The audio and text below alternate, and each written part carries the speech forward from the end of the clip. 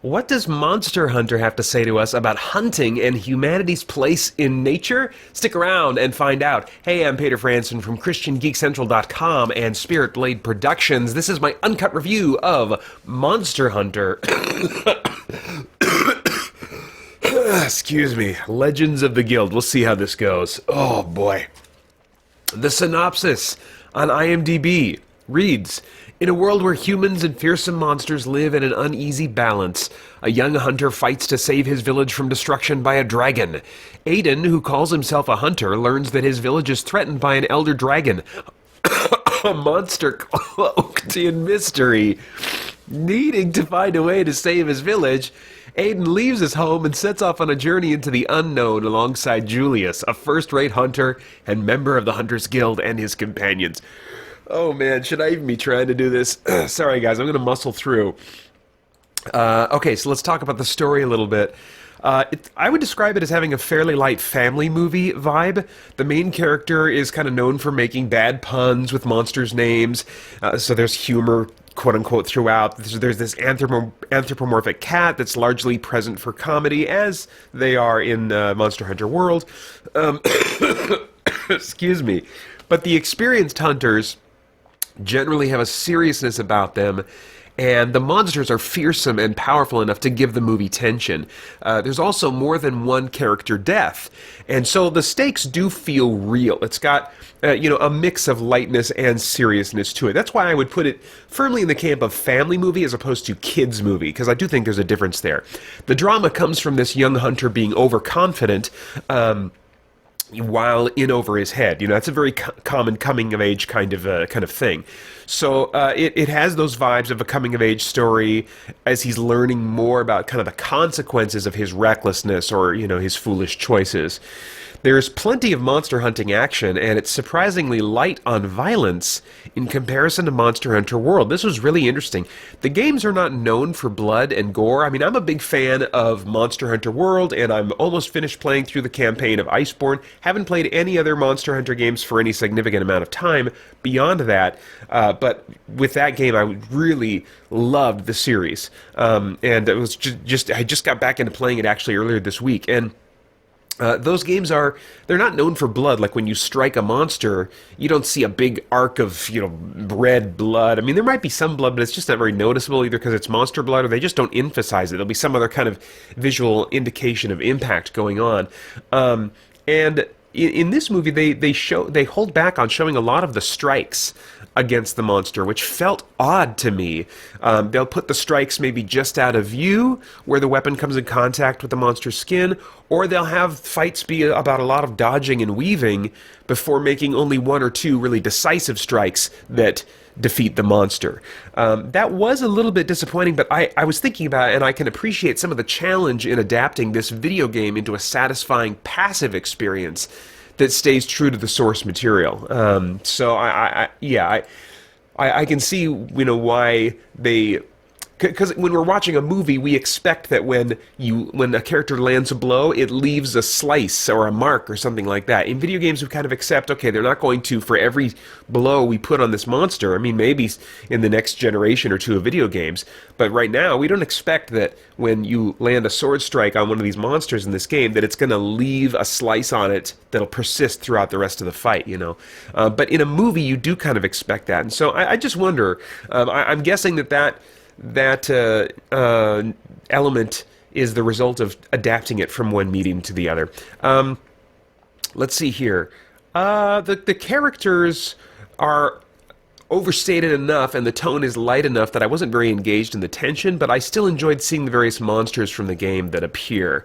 And the overall tone pretty faithfully captures the tone of Monster Hunter World. So that was neat. It was a satisfying passive experience that stays fairly true to the source material, but in ways that I like and ways that I don't, which I'll get to when I talk about voice acting. It's only 58 minutes, so they're calling it a film, but it feels like the first part of a series.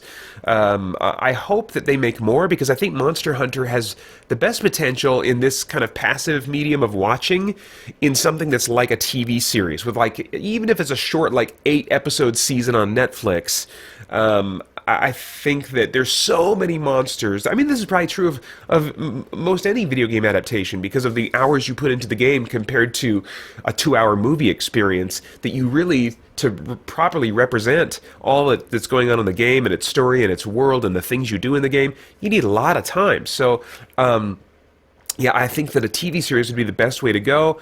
I kind of hope that this ends up functioning as like a stealth pilot for a proper season that maybe we'll get like a year from now. I don't know. That would feel very fitting. And yet this is self-contained, so you don't have to worry about like a cliffhanger ending or something like that. It's one of those types of endings where it's like it implies that and their adventures continued, and yet you have a great sense of closure at the end.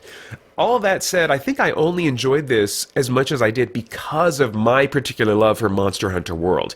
If you aren't a fan of the game, I'm skeptical that you would enjoy this unless you're just hungry for CG animated fantasy. Now, that may be different for younger viewers who will just be interested in like, oh, cool, crazy monsters and people jumping and flipping around and doing cool stuff, But I think for adult viewers who have no interest in the game, this might be a tough sell and an experience that they just don't connect with as they're watching it. As far as the cast goes, as I said, the performances, as I think I said anyway, they're a bit overstated. In keeping with the style of the game. But, I turned off voice acting in the game because I didn't like the style of voice acting, which is very kind of an anime style. And so I wasn't exactly a fan of the style of voice acting here. That said, I did find it the combination of voice acting and facial animations to be not as full-on anime as they could have been. But I mean, by any stretch, the facial animations feel Western in some regards. They feel similar to the video game cutscenes, which weren't like crazy full on into that anime. I don't want to make fun of that anime and make fun of people, unintentionally by kind of imitating it here. But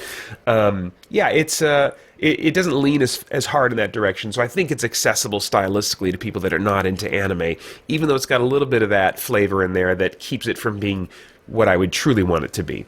As far as the visuals go, the color palette and the visual designs of characters, monsters, and environments felt straight out of a cutscene from the game. Not literally, but pretty darn close. I'm thinking there's almost certainly overlap in the people that are working on both this and Monster Hunter World. And the movement and behaviors of the monsters also felt really straight from the the source material. There are definitely some spectacular moments that represent the game well, but it's still not near the same as seeing, one of those intimidating animated sequences that you watch, like a big cutscene right before fighting a new monster for the very first time. I think that the animation was just as good, but without the controller in my hand and realizing, oh crap, I have to fight this thing, the tension wasn't the same. As far as the music goes, the movie doesn't share the same composer as the game, but you really could have fooled me. As I was listening, I was like, oh man, this really reminds me, very evocative of Monster Hunter World, especially some of like the village music that almost reminded me of that bum bum bum bum bum bum bum bum bum bum bum when you're walking around in like Astera or whatever the crap that place is called, kind of like your home base. It's this kind of like this jolly orchestral music, So some of those same vibes were carrying over in some of the more tranquil or jovial moments in this movie as well. Okay, so as far as themes, is there anything of moral, philosophical, or spiritual significance going on that might trigger some worthwhile thought or conversation? Yes, I think so, and I would say the same thing about Monster Hunter World to a degree, but it feels more concentrated in this, less than 60-minute time frame here. The main theme that is almost hammered repeatedly is balance. The script seems to take great care to express the respectful motivations of the Hunters Guild for hunting monsters. They don't do it for sport, which is depicted as bad. And the guild is ever mindful of what they call the balance between us and nature that they are constantly seeking to retain or to restore. The idea of balance is very prevalent in Eastern philosophy, so it makes sense that it would be in fiction that comes from that part of the world. But why maintain this quote-unquote balance? They hold it up as this value, but they only briefly touch on why we should strive to maintain this balance. And essentially, they say that it results in human flourishing.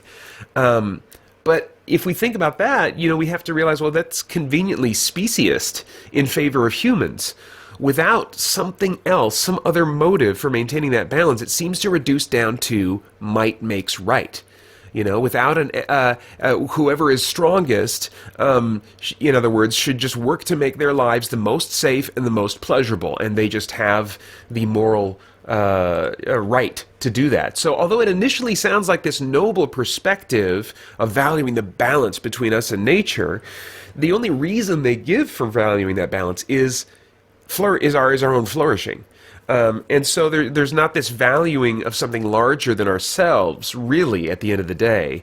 It's actually a very self-focused view, as it's presented, at least, in this movie. But on a Christian biblical worldview, the creatures in nature have intrinsic value themselves. We are meant to interact with nature in a sober and responsible manner. And I was just thinking, as I was writing those words in my notes, it's like, crap, yeah, I don't do that, I mean, I don't do that when it comes to insects even. I just see them as I am at odds with nature. I'm at odds with nature.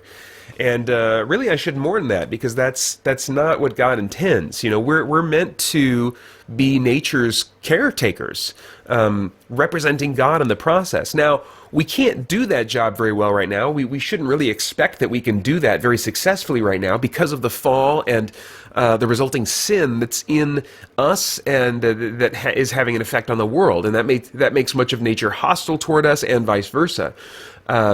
God has told us that we are, in this time, in this age of brokenness in the world, free to kill and eat the meat of animals.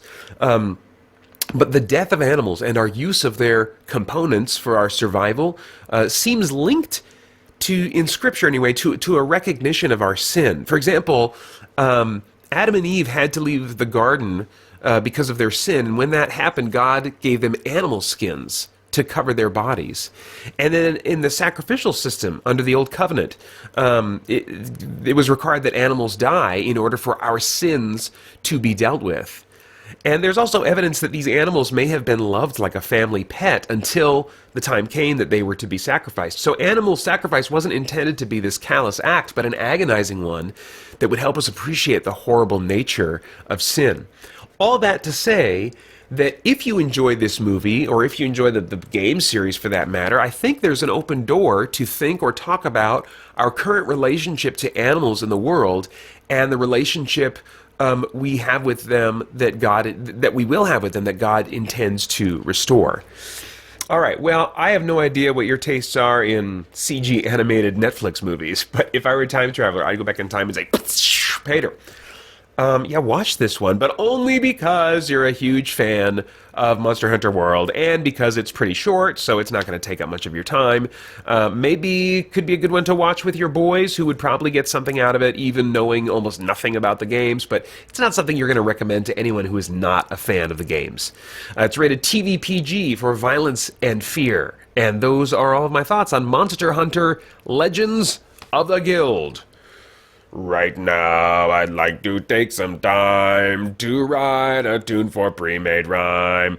The lyrics kind of never change, but the melody gets rearranged. I never know what I'll create to say how much I appreciate Gabriel Stinson, Brian Franklin, Olin D. Branham, the Cellcast, Drew Rubb, Winston Crutchfield, Libre J.D. Myers, and Matthew Ridgway.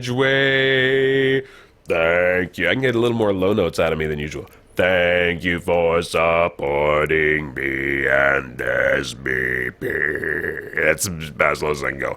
And CGC.